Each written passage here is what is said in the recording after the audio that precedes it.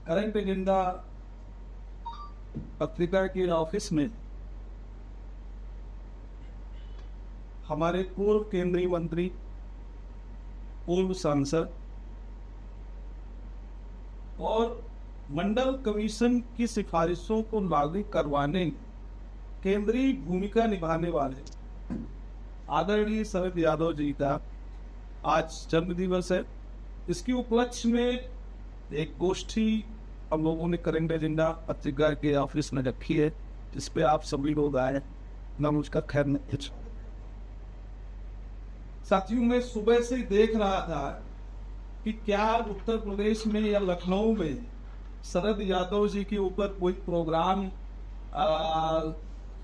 प्रस्तावित है किसी राजनीतिक दल के द्वारा या किसी सामाजिक संगठन के द्वारा। तो मैं सुबह से ही सोशल मीडिया में सारी जानकारी मिल जाती है, तो कोई भी लखनऊ के स्तर पर कोई भी प्रोग्राम नहीं हो रहा है। एक दिल्ली में प्रोग्राम है, एक उत्तर प्रदेश में है। और तो ये मुहिम है,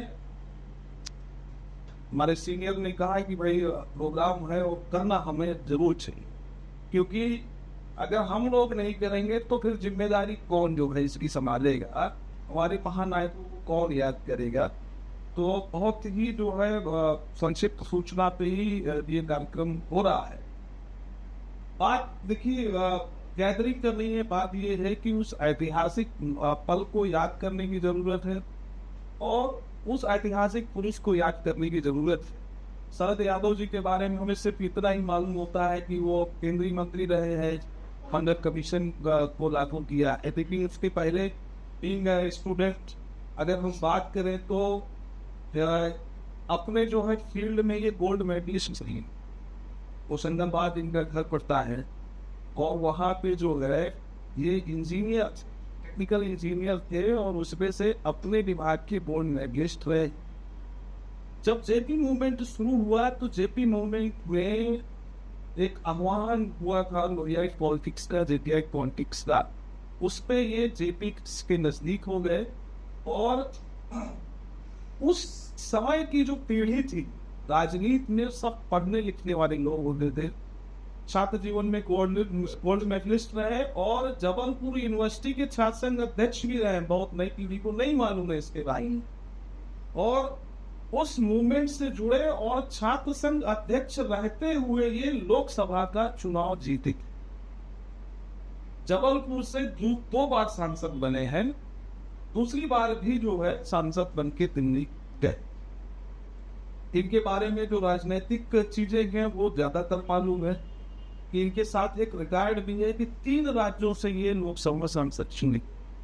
उत्तर प्रदेश में बदायूं, बिहार में मधेपुरा और जो है मध्य प्रदेश में जबलपुर। जो वो दौर था, इमरजेंसी का दौर था, उस दौर पे जो है एक नई पॉलिटिक्स निकल के आई थी एंटी कांग्रेस की। और एंटी कांग्रेस और जो रिजीम है वो अगर प्रभावशाली होता है, प्रभावशाली के अलावा इम्पोजिशन समाज पे करने लगता है कि ताकत के बल पे, सत्ता के बल पर, तो एक वो विरोध जो है उस समय निकल के आया था। और उसके से जो प्रमुख शिखरे निकल के आए उसमें जाट फर्नांडिस साहब हो गए, शरद यादव भी हो गए।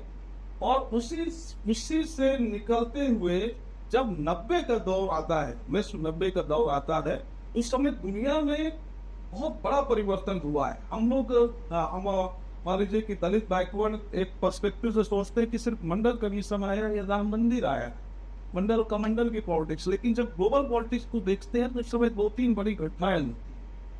रशिया का डिसइंटीग्रेशन होता है, यूएसएसआर पूरी तरीके से विखंडित होता है और पूरी दुनिया में पूंजीवाद का राज आता है। वहीं से शुरू होता है। एक जो सोशलिस्ट ब्लॉक होता है वो पूरी तरीके से एक भरा के गिर जाता है। उस दौर में हमारे देश में एक घटना हुई, मंडल और कमंडल का दौर हुआ और उसका असर जो ग्लोबल पॉलिटिक्स है, ग्लोबल इकोनॉमी, और उसका असर हमारे देश में कोई ऐसा, मतलब इस समय कोई ऐसा देश नहीं कि ग्लोबल लेवल में कोई चीज घटना हो रही तो उसकी कोई अछूता नहीं।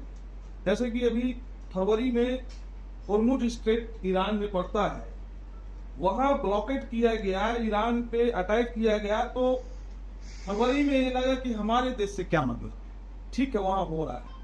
लेकिन मई जून तक आते आते सबको समझ में आ गया, सरकार को भी तय करना पड़ा, फिर बोलना पड़ा कि भाई पेट्रोल के दाम बढ़ रहे हैं, गैस अचानक से गायब हो गई।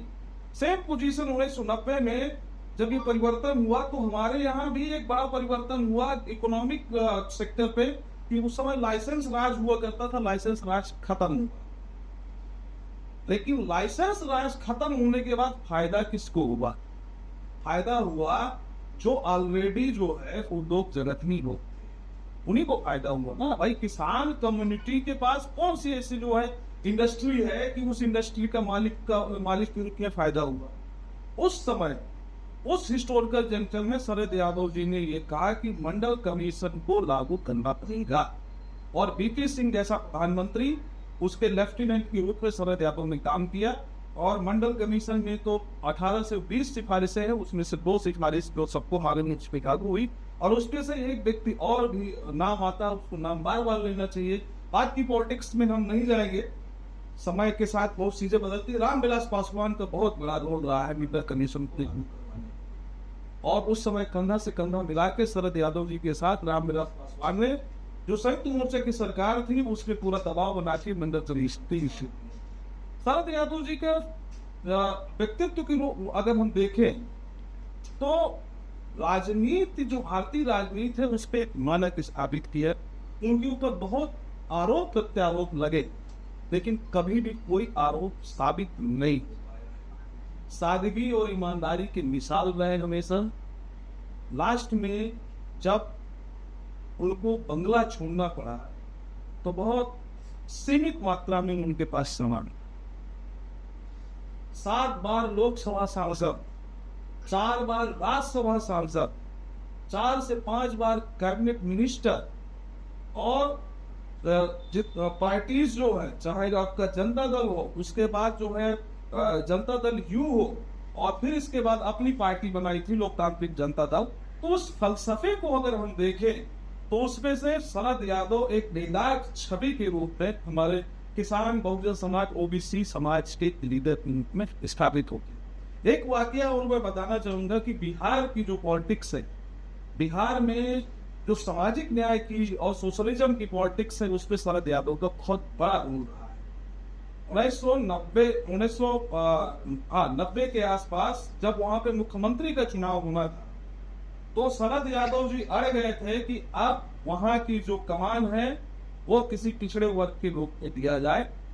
लालू प्रसाद यादव जी को बिहार का मुख्यमंत्री बनाने के शरद यादव जी का बहुत बड़ा दिल रहा। हालांकि उसके बाद जो है चीजें जो है बदली, और एक दूसरे के खिलाफ जो है चुनाव भी लड़े। और आप समझिए कि शरद यादव मध्य प्रदेश से होके मधेपुरा में लालू प्रसाद यादव को 2 बार हराया। तो ये उनकी स्वीकारोक्ति थी कि 3 राज्यों से वो सांसद के रूप में चुने गए। मंत्रालय जो इनको मिले हैं उसमें से बहुत अच्छा काम हुआ है, चाहे उद्यान मंत्रालय हो या जो है इसके अलावा भी 1-2 मंत्रालय रहे, उसमें से आरक्षण को इन्होंने टू द लाइन जो है उसको निश्चय फॉलो करवाया है। और बात के दिनों में मेरी 2 से 3 बार जो मीटिंग हुई, जब जनता दल यूनाइटेड से जो है नीतीश जी से उनका जो है वो भंग हुआ, उसके बाद वो हट गए। तो विश्वनाथ प्रताप सिंह की जयंती थी दिल्ली में कास्ट में, और उसमें शरद यादव जी मुख्य अतिथि के रूप में आए हुए थे। तो सर से मैंने रिक्वेस्ट किया था कि सर अब आप जो है कि आपने मंडल रथ चालू किया था, मंडल रथ पर चालू किया था, आज भी उसकी फोटो कहीं ना कहीं निकल के आ जाती है।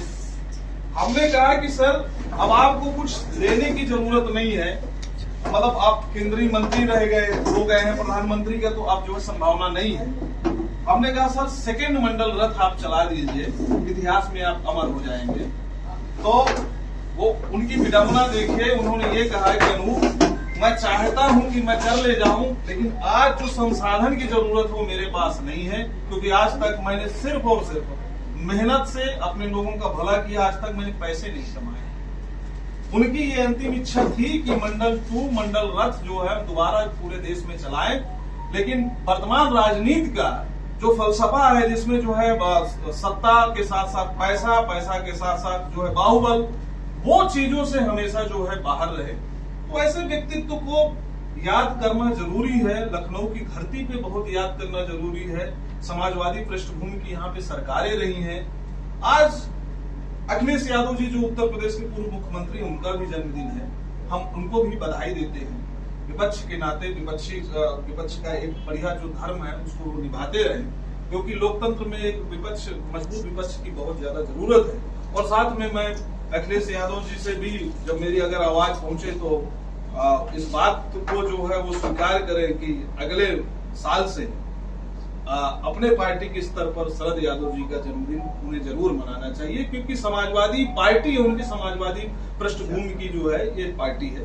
तो यही पे मैं अपनी बात खत्म करता हूं। और हमारी ये कोशिश रहेगी करंट एजेंडा परिवार की तरफ से कि इस हमारे जो नायक हैं, चाहे आज शरद यादव जी हो, राम नरेश यादव जी का भी जो पूर्व मुख्यमंत्री, उनका भी आज जन्मदिन है, उनको भी हम याद करते हैं। उनके बारे में जो कर्पूरी ठाकुर को कहा गया, आप ये देखिए किस तरीके से दंश झेले गए हैं। उनको भी यही वापस, राम नरेश वापस जाओ, वापस जाके भैंस जलाओ। कर्पूरी ठाकुर के बारे में भी यही कहा गया कि कर्पूरी कर्पूरा छोड़ गद्दी धर शूरा। तो इस तरीके से बहुत बड़ा दंश इनका आइकॉन्स ने जो झेला है, और इनको हमको जो है याद करने की इसलिए जरूरत है क्योंकि हमारा कोई पॉलिटिकल पार्टी नहीं है कि भाई आज इसको हमने आइकॉन के रूप में ले लिया है, इससे हमको वोट मिलेगा। ये काम सिविल सोसाइटी का है, और ये ओबीसी बहुजन सिविल सोसाइटी तभी बन पाएगी जब आप उनके कृत्यों को, आप अपने पर्सनालिटी के कृत्यों को याद करेंगे। शरद यादव की लेगेसी बहुत बड़ी है। बिहार में भी कुछ कार्यक्रम हो रहे हैं, ऐसी मुझे सूचना है। दिल्ली में भी कार्यक्रम हो रहे हैं, और आप लोगों के माध्यम से हमने लखनऊ में ये प्रोग्राम किया है। आने वाले दिनों में हम कोशिश करेंगे कि शरद यादव जी की जो पार्लियामेंट में स्पीच है, उनके जो वक्तव्य है, उसको हम अपने प्रकाशन समूह से उनके ऊपर एक जो है एक किताब जो है अर्पित करेंगे। तो यही पे मैं अपनी बात खत्म करता हूँ। शरद यादव अमर रहे, अमर रहे, अमर रहे। शरद यादव अमर रहे, अमर रहे, अमर रहे।